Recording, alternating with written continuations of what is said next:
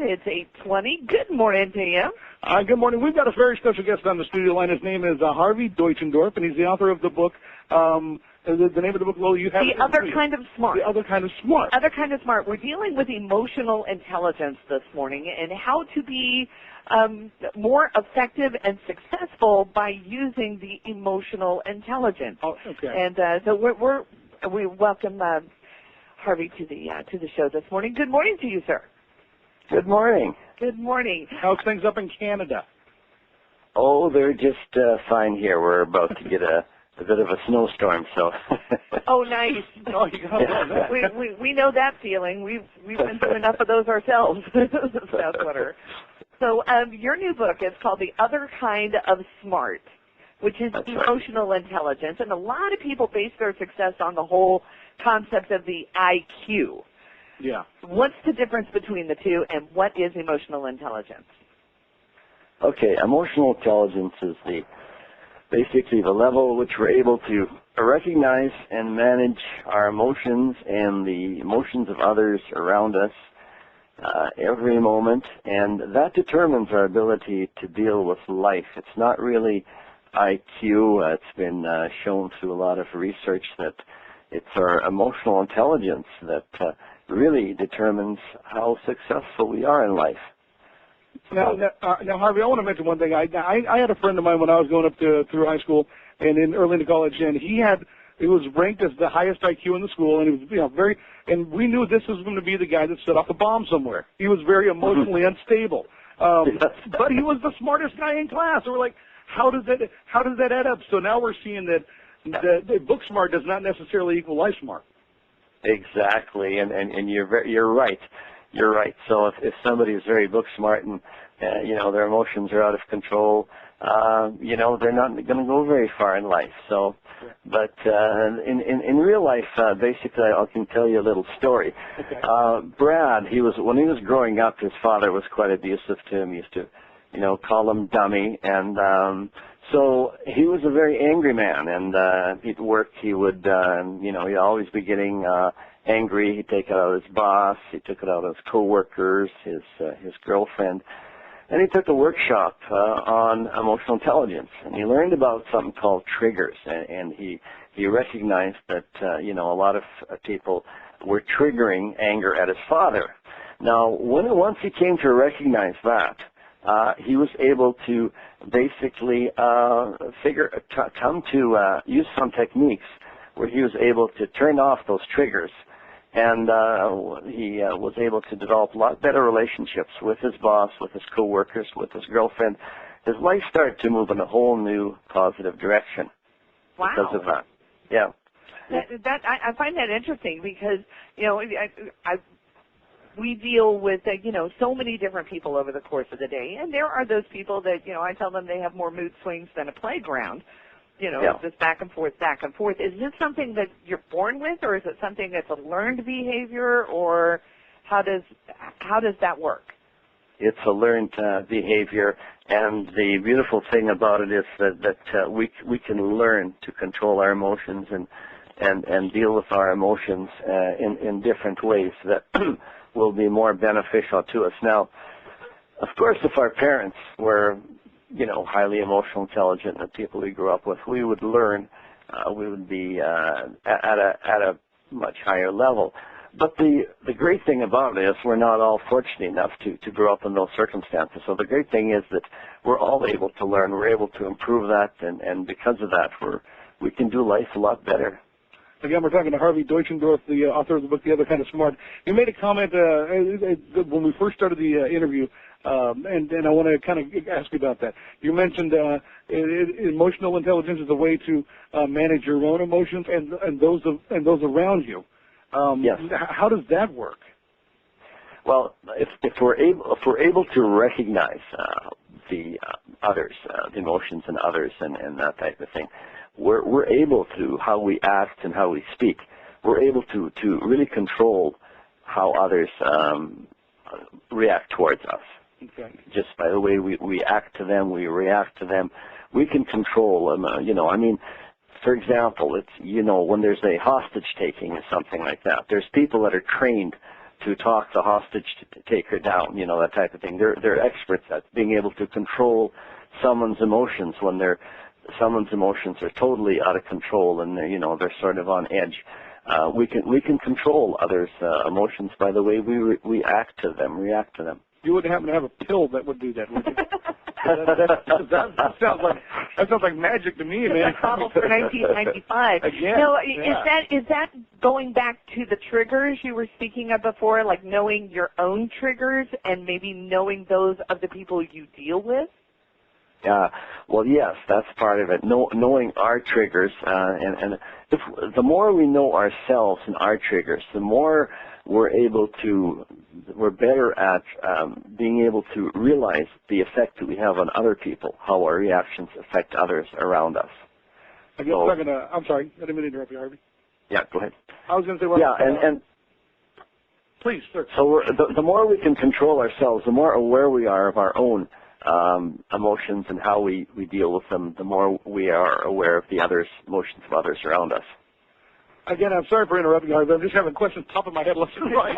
I've got a million going here as well because, and I'm really interested in this triggers. And again, we're talking about we're talking with Harvey Deutschendorf, who's the author of The Other Kind of Smart. And actually, I have a link up on my blog at 123cir.com and also to our Rick and Lola Facebook group on Facebook as well.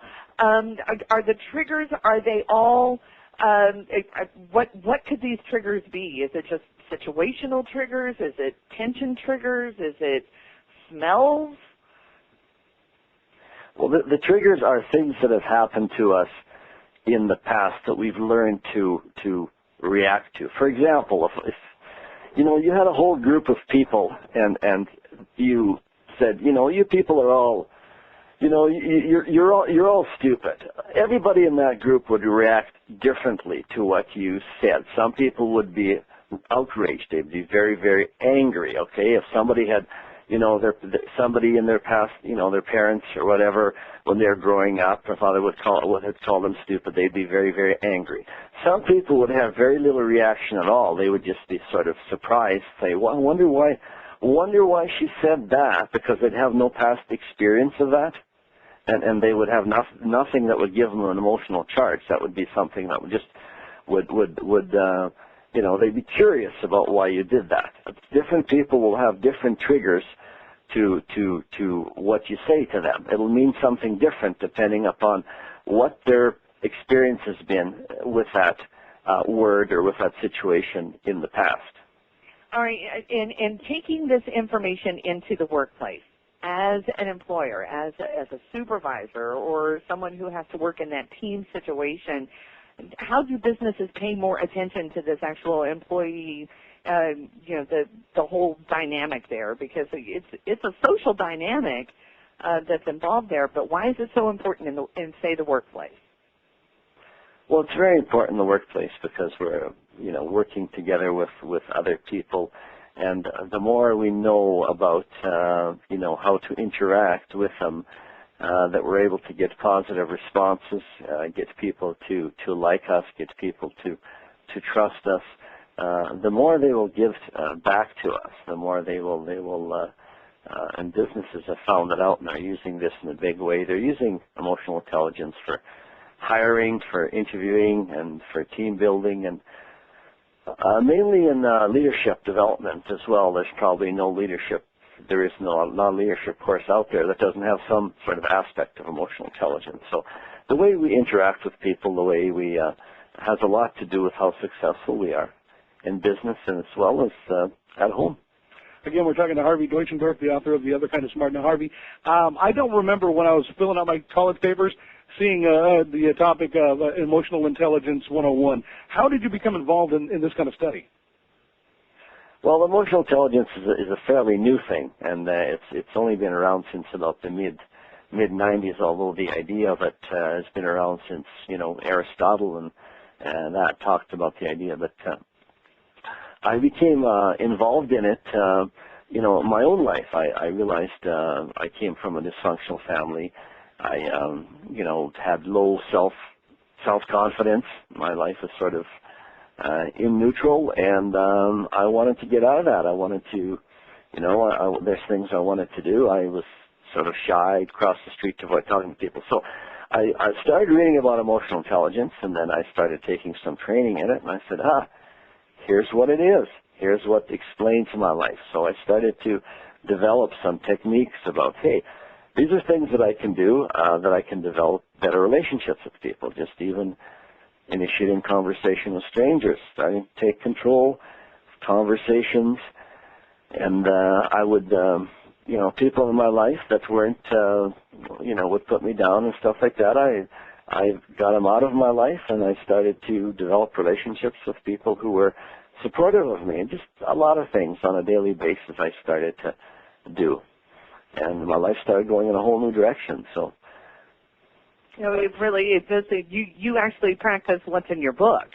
I practiced, yes, absolutely. That's why I'm so passionate about it. I believe in it so strongly. It's worked. It's worked in my life, and I've seen it work in a lot of people's lives. So, yes. Oh, okay. Now, Lola wants to mention the quiz. You have a quiz up on your website. Now, Lola took the quiz. I did. Mm-hmm. You did? I did not have a computer with me. She did. How did you do? I won't ask you over the air. I'm a little off balance, But no. Actually, I kind of came in the middle. I scored like a 44. I wish I could have put like a halvesies in there, because that's like that's like a breaking point. Because at 45, it says your scores indicate that you're doing fairly well. You're not doing really well. Yeah, and at 44, my scores indicate that I'm struggling somewhat. So again, I'm feeling a little conflicted here, Harvey, just a little bit. But then I didn't read the thing at the beginning. It says if you're going through some trauma in your life or some stress, it might not want to take the quiz right now. She is 6 months pregnant, Harvey. I must mention that to you. Oh, okay, yes. That makes hormonal imbalance. There should be a scoring curve due to pregnancy. Is that probably a good thing to say? Now, Harvey, let me ask you this. Now, we're almost out of time. I know you've got another interview coming up. In a nutshell, if people pick up the book, The Other Kind of Smart, what are they going to come away with? Well, they're going to come away with their ability to identify and pinpoint what's been holding them back, and techniques to take control of those situations, to change those situations. Their life, their obstacles are going to become less. They'll be able to develop better relationships with other people if they follow through on the techniques, and life will become better for them. We'll be able to, they'll see some changes. Oh, that's awesome. Right. That is awesome. And again, it's Harvey Deutschendorf, and I always pause before I say your last name because I don't want to mispronounce it. The Other Kind of Smart, and again, I've got a link up on my blog at 103CIR.com, also to the early shows Facebook group page. That'll take you to Harvey's website. And that'll take you to the website and to the quiz. And, this would be something I think definitely a book to pick up, develop stress tolerance, increase flexibility with coworkers, boost assertiveness, and resolve problems successfully. It's all in The Other Kind of Smart. Harvey, we're out of time. I feel we could talk all day about this. Yes, we could, I'm sure. I'm sure we could. If you'll hang on the line, we'll say our official goodbyes off the air, but thank you so much for joining us. Well, thank you very much. It is 8:34 on the early show. Coming up in a few minutes, Bob Evans. We're going to be talking to them about some new stuff they got on the menu. We'll talk about that in just a minute. Here's what's online. Hi, Harvey, you just said a few more minutes. Of those situations, to change those situations, their life, their obstacles are going to become less. They'll be able to develop better relationships with other people if they follow through on the techniques, and life will become better for them. We'll be able to, they'll see some changes. Well, that's awesome. Right. That is awesome. And again, it's Harvey Deutschendorf, and I always pause before I say your last name because I don't want to mispronounce it. The Other Kind of Smart, and again, I've got a link up on my blog at 103CIR.com, also to the early shows Facebook group page. That'll take you to Harvey's website. And that'll take you to the website and to the quiz. And, this would be something I think definitely a book to pick up. Develop stress tolerance, increase flexibility with coworkers, boost assertiveness, and resolve problems successfully. It's all in The Other Kind of Smart. Harvey, we're out of time. I feel we could talk all day about this. Yes, we could, I'm sure. I'm sure we could. If you'll hang on the line, we'll say our official goodbyes off the air, but thank you so much for joining us. Well, thank you very much. It is 8:34 on the early show. Coming up in a few minutes, Bob Evans. We're going to be talking to them about some new stuff they got on the menu. We'll talk about that in just a minute. Here's what's online. Hi, Harvey, you just said a few more minutes.